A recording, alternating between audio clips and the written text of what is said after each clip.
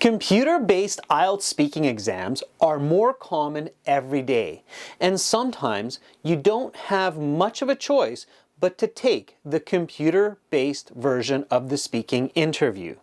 There are a couple of simple strategies that you can use to get at least one more band score, like showing more of your body so that you can include a bit more body language when speaking to the examiner through the computer screen. To find out more strategies to get those higher scores, watch this full video as Samira scores a perfect band 9 for her speaking interview. Welcome to the speaking section of the IELTS exam. My name is Adrian. I will be your examiner for this part of the test. We are conducting this exam in Tashkent. The time right now is 14 o'clock. Let's begin. May I see your identification? Yes, of course. Here is my passport I registered. Please take a look. And what is your full name? My full name is Samira Ismatullayeva. Please call me by my first name, Samira. Okay, Samira. The exam has 3 parts. I will give you instructions for each. For part 1, I will ask you a couple of questions to get to know you better, and some questions on a general topic. Where do you live? I live in Tashkent, the capital city of Uzbekistan, in a fairly large family home with my siblings and parents. Let's talk about having fun. Do you think having fun is important in life? Why or why not? Yes, I think having fun is important in life because it helps to reduce stress and makes life more enjoyable. When I have fun, I feel more happier and relaxed, which is good for my mental health. What do you usually do for fun? I usually hang out with my friends, go to the park, or watch movies. I also enjoy dancing and listening to music. Sometimes I like to read books and playing games on my phone. How often do you have fun with your friends or your family? I try to have fun with my family or friends at least once a week. We often go out on weekends to have a good time together, whether it's having a picnic or going to the movies or just spending time at home playing board games. Do you prefer having fun indoors or outdoors, and why? I prefer having fun in outdoors because I love being in nature and enjoying the fresh air. Activities like hiking, picnics, or playing sports are more exciting for me. However, I also like indoor activities like watching movies or playing video games when the weather is not so good. Do you think people in your country have enough opportunities to have fun? Yes, I think people in Uzbekistan have many opportunities to have fun. There are parks, cinemas, shopping malls, and cultural events that people can enjoy. In the city of Tashkent, in particular, has a lot of recreational activities for both young and older people. How has technology changed the way you have fun over the years? Technology has changed the way I have fun a lot. Now I can play games online, watch movies or TV shows on streaming services, and stay connected with my friends through social media. It has made it easier to find entertainment and share experience with others, even if they're far away. If you could choose a new and enjoyable activity, what would you like to do? If I could choose a new and enjoyable activity, I would like to try horseback riding. It seems like a fun and more exciting, and I love animals, so I think it would be a great idea. That is the end of part 1. We will now continue with part 2. Clearly, Samira is doing an awesome job answering these questions fluently, paying attention to the camera and the examiner, using her body language, nice pronunciation, intonation, and reflecting those questions. To master English like Samira, a great tool is our partner, Cambly. With computer-based speaking practice and exams, you are sure to get those higher scores the next time you sit your test. Cambly has unique tools that are customized just for you to improve your vocabulary and your grammar so that you can excel and get a band 7 to 9. Here's how. It may surprise you to learn that Samira has never lived in an English-speaking country, yet she has still mastered this extremely high level of English. That's because she has used the right methods for practice. And you can do the same. Our partner, Cambly, has the best deal of the year, Black Friday. That's right, the world-famous Cambly, an English language speaking platform that allows you to practice anywhere, anytime with native English speaking tutors, now has the best deal of the year. Use this link also in the video description. With this special code AEHELPBF24 to take advantage of the best deal of the year, up to 50% off. Or simply use your camera on your mobile with this QR code. Use Cambly every day and improve your English so that you can succeed on your next IELTS exam. Now, back to the interview and more tips to get those high scores. We will now continue with part 2. For this part, I will show you some questions. You will see these questions on your screen momentarily. You will have 1 minute to read these. Think about your answers. You can take notes in this 1 minute time if you wish, and then you will have 1 to 2 minutes to speak. I will tell you when to start and when to stop. Is that clear?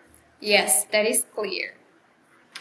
Talk about a country you would consider moving to for school or to live. Your 1 minute preparation time begins now. Samira, your 1 minute preparation time is up. Please begin speaking. A country I would consider moving to for school is Japan. I've always been fascinated by Japanese culture and including its traditions, technology, and art. The education system in Japan is also very advanced. I think studying there would provide me with a lot of opportunities to learn and grow. I would like to go to Japan after I finish my high school, so around the age of 18. I think it would be a perfect time to start a new chapter in my life and experience like living in a different country. One of the biggest reasons I want to go to there is the blend of modernity and tradition. I'm excited about the idea of living in a country where I can see ancient temples and cutting-edge technology side by side. No, I prefer to go there with a friend who shares my interest in Japanese culture.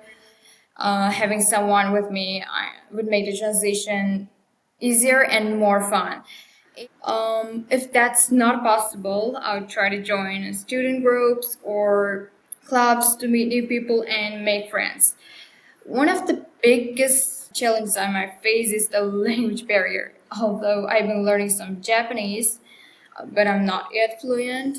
To overcome this, I would continue studying the language and try to immerse myself as much as possible by practicing with native speakers and using language apps.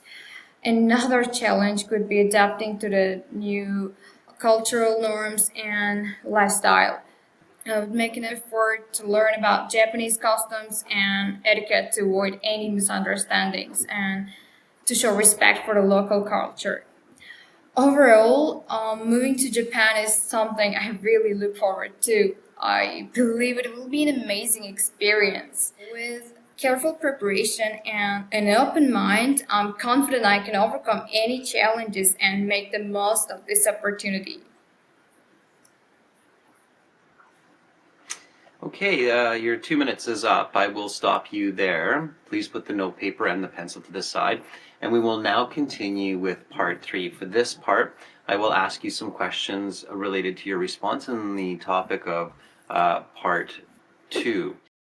Your part 2 was really strong. You answered all of the questions. So you really focused on that last question, like what are the challenges to transitioning? And you very clearly emphasized that language is a barrier. Of course, Japanese is quite unique and that the culture is a barrier. It's really important to do that. Again, there's a lot of really strange and poor advice on the internet that tells IELTS candidates that part 2 questions are just a guide and you don't really have to pay too much attention to them. That's really bad advice. For high bands like band 8 or band 9, it is really important to pay attention to those questions. And I saw you kind of look at the card and look at your notes and then kind of really realize like, oh, I want to talk about this and this. And that made for a very enjoyable story about your desire to move to Japan. So that was really good. Be careful with the 2-minute time limit. Like I think we were a little bit longer in the official IELTS. They will definitely stop you at 2 minutes. So they will cut you off, okay? Okay, yeah. No matter how good your story, even if it's just a super fun story like what you're saying, they have to stop you at 2 minutes. So they'll be like, oh, that's the end of it. Let's talk about migrating to different countries. Why do people migrate to live in different countries? People migrate to different countries for various reasons, including better education, job opportunities, and a higher quality of life. For instance, as I mentioned in my part 2 response, I would consider moving to Japan for school because of its advanced education system. Similarly, others might move to pursue their career goals, reunite with family, or escape different conditions in their home countries. Why do some people choose seasonal migration?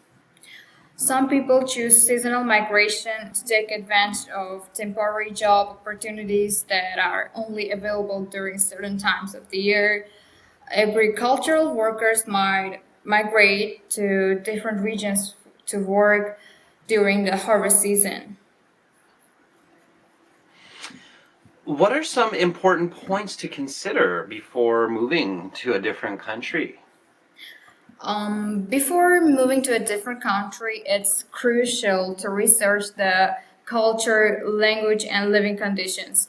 As I mentioned, learning Japanese is important for me if I move to Japan to overcome the language barrier. It's also essential to understand the cost of living and legal requirements for residency or study.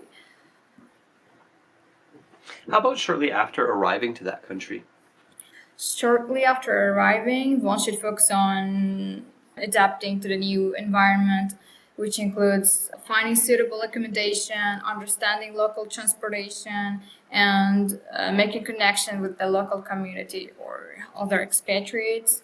Joining student groups or clubs, as I plan to do, can help in making new friends and easing the transition. What are the factors that pave the way for younger generations to migrate to their desired countries, such as Canada or the US? Younger generations often migrate to countries like Canada or the US for education and opportunities. These countries offer diverse programs, scholarships, job prospects that attract young talent. Where can people find out about opportunities for migration? Additionally, information about migration can be found on government websites and international organizations that provide guidance and support for aspiring migrants. How can people in their middle adulthood travel to these countries without having strong financial backgrounds? People in their middle adulthood can consider options like work exchange programs and securing jobs that sponsor visas or applying for scholarships and grants to support their move. Why might it be challenging for elderly people to migrate abroad? It might be challenging for elderly people to migrate abroad due to factors like health issues, difficulty to adapting to new cultures, and the need for social support system. They might also face challenges like securing financial stability without a strong background. What challenges might migrants face when they move to their non-native speaking countries? Migrants often face challenges like language barriers, cultural differences, and social isolation when moving to non-native speaking country. As I mentioned about moving to Japan, learning the language is crucial. What are the easiest and most effective ways that people can solve these issues? Taking language classes, using language learning apps, and practicing with the native speakers can be effective solution. Additionally, engaging with the local community through social activities, clubs, or cultural events can help migrants adapt more smoothly and build a supportive network. That is the end of part 3. That concludes the speaking section of the test. You will have your mark in 2 days online after you finish the other sections, and your official certificate should be in the mail in about 10 days. Goodbye. Okay, goodbye. Thank you for having me. Part 3 is where, and this is for everybody, part 3 is really where the examiner decides, like, okay, is this candidate band 7.5, 8, 8.59, especially for the high band scores. So they're listening for a lot of those marking criteria like grammatical range and accuracy, lexical resource. By the way, another really good element, Samira, is that you use the questions. Like when I asked you what challenges, and then you, in your answer, you immediately said like the challenges that migrants can face, or like language barriers, and then you connected to speaking part 2. So that was really clever how you use the questions in your answers. And your vocabulary was really good. You said expatriates, like to meet expatriates. Can you tell everybody what that means? What is the meaning of an expatriate? So patriots is someone who's really, really proud of their nationality and their country, their nationality, their cultures. These are called patriots. So, like Uzbeks are really proud of their nationality. Expatriates are those who's moved to another country to study or to work or something like that. So that's how it works. So again, like lots of fantastic vocabulary. I think your vocabulary score would definitely be a band 9. Like you had a really good range of vocabulary. Grammar was quite accurate and good too.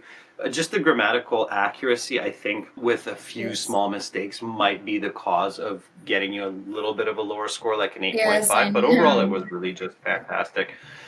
And you know, you don't need to worry about that too much. So as you continue to learn English, just paying attention, especially in your writing and in your reading, will smooth out those small grammatical mistakes. And learning grammar with purpose, so understanding the reasons behind grammar, you can definitely master grammar to a very high level as well, higher than many native speakers even potentially. So Samira, so that was first of all outstanding. Thank According you. to the IELTS speaking marking criteria, it would definitely be between an 8 and a 9, so a very good to expert level in English. I have a feeling a lot of examiners would mark this maybe a band 8.5, maybe one or two might even mark it a 9, and a couple might mark 8, depending on how much they pay attention to a few smaller mistakes. Like when I asked you, do you prefer having fun indoors or outdoors? You said, I prefer having fun in outdoors. It's just, I prefer having fun outdoors. You're not in when you're outdoors. So it's kind of just a slight oddity. And there were a couple of these, but nothing major. Again, for everybody watching, this is a mock IELTS speaking interview. It's brought to you by aehelp.com and gieltshelp.com. And for over 120 videos like this and lots more help, join us there. Use the code ABROAD9 for an additional 10% discount on those interactive courses and videos. Just getting a little bit more into your result, Samira. So I want to emphasize one really important aspect of your speaking that was very strong and that the examiners are looking for when they give these high band scores like a band 8 or a band 9. You were professional and natural. So there's a lot of content on the internet and on websites that say, oh, for the speaking, just be yourself, be natural. People really misunderstand what that means. They think it means to go into the IELTS exam and just be themselves and just casually talk with the examiner. So the examiner will say, like, can I see your identification? And they'll just go, yeah, sure. And then they'll show it. And then the examiner will say, what do you do for fun? And then they'll say something Yeah, like, I got oh, it. I I like got going it. to the movies for fun. I love movies. You get it, right? And then there's like super casual, and then they end with like a band 6.5 or 7. And they're kind of like, well, why? I thought my English was really good. I thought it was better than a 6.5. And that's because natural doesn't mean casual. Natural just means like try to force an idiom or don't try to use fancy vocabulary without purpose. Sometimes students sound unnatural because it sounds like they're just memorizing like idioms and vocabulary that they will Yes. use no matter what happens. You get what I Yes, mean? I got it. So for those high band scores, and this is what you did really well, you want to be natural, which means that you want to use fillers like saying and when you're thinking and kind of pausing and smiling and even laughing, moving your hands. So just being yourself and choosing words like you said, moving to Japan at 18 is a great time to start a new chapter in my life. Start a new chapter in my life is idiomatic language, it's an expression, and it's natural in that situation. So it works really well, right? So you have to sound professional for a band 8 or a band 9. You can't just sound casual, and I think you did a really good job with that. Yes. Okay. Thank you. You've obviously studied a lot, you've learned English well, and that leads me to another strength. You had very natural intonation. I'm not sure if you like watch a lot of movies in English. Maybe I can ask you like, Yes. where does your intonation come from? So you seem to have like a really good kind of pronunciation or intonation that sounds English. How did you achieve that in your I just learning? watch YouTuber, Lingua Marina. There is, she's from Russia. I have Canadian Mm-hmm. teacher Bob, British teacher Lucy, and Mm-hmm. also I've got teacher from Australia. Do you try to copy their Yes, yes, intonation when you're listening to yes. them? Like, are you I really like... I always do accent challenges with my friends. It's kind of helps us improving our Can you English can you tell me, speaking. like you said that very naturally, like, oh, everybody should do that. So what do you mean accent challenge? What is that? There is so many English accents like British and Australian, Indian also, Russian, Hmm. including American. That's all different from each other. So So you challenge each other to kind of copy, like let's see who can sound the yes, most British or who can yes, sound. That sounds really fun. That sounds really fun. It's the first time I've heard it said like that, like an accent challenge, but I love really, it. It's like a gamification of learning yes, pronunciation, right? yes, That's really cool. That's really cool. And I can hear that. I can hear that in your speaking, which definitely helps your pronunciation score and your yes. coherence score, and again, sounding natural, all of those elements that the examiner is looking for. Samira, that was really great. It was a pleasure having you with me. Do you have any questions you want to ask me about the IELTS exam? I have one question. Is there any recommended resources for the preparing for the IELTS exam, Well, of course, like I'm going text? to tell people to use our website, aehelp.com and glshelp.com. And of course, you're always welcome to those resources as an appreciation for creating this video with us. So, aside from the promotional aspect of it, using the Cambridge past papers, so Cambridge releases past exams and answer keys that they gave candidates in like 2022 or 2020. I think they have like 16 books now. Each book has 4 full practice exams. They're called Cambridge Past Papers. Those are really good for practice. There are a lot of great YouTubers out there that create content for the IELTS Yes. exam. What's really important is always just watch these videos and watch this content with a critical eye and use your logic. So it's important to remember that a band 8 or a band 9 is not a native speaker of English. It is what's called a very good or expert user of the English language. And that means it's a person using both English, like vocabulary and grammar, and communication skills. So effectively conveying ideas at the college, university, first year level. So again, just kind of rolling back to what I started with, it's not about sounding like a native speaker or just speaking naturally for those high band scores. You have to sound professional for those high band scores. So keep that in mind, both for the writing and the speaking. And then of course in the listening and reading, it just means you're getting like 36 or more answers correct from 40 for each of those sections. So lots of web-based resources. And of course I'm going to say this, but I do say this with good intent, is if you're going to take the IELTS exam, and the IELTS exam is somewhere between $200 and $300 US. Do you know how much it is in Uzbekistan? Have you looked into it? $200, right? Around $200 US, Yes. which is a good chunk of money, right? Like it's a good amount of money. Like you don't want to fail a test that costs $200 and then take it 2 or 3 times. It gets really expensive. I definitely do recommend people to take like $50, $60 or $100 US and spend it wisely on an app, on a material, on a practice speaking interview with a native speaker. You can do that through our website, but you could do it with somebody else. Just make sure they know what they're doing, and spend $100 on learning. Don't just go for free materials, because that $100 investment can really save you a lot of money for the IELTS exam. And just making sure that you get the best score. Like I get that there's a lot of free material online, but spending a few dollars can definitely be worth it. So I genuinely and with good intent recommend thinking about that. Okay. Yes, you're right. Yeah. Samira, have an awesome rest of your day, and I'll look forward to speaking with you again sometime in the future. And by the way, happy birthday to an amazing examiner. I'm very flattered. Thank you, Samira. And I hope you make it to Japan. I'm sure you will, and enjoy the experience there. Bye, Samira. Bye. Thank you for having me. For many more video lessons like this one, including original practice exams, a fully interactive course, and an app for your phone, visit and join our premium IELTS package. You will get 2 live classes for premium students only every Thursday and Friday.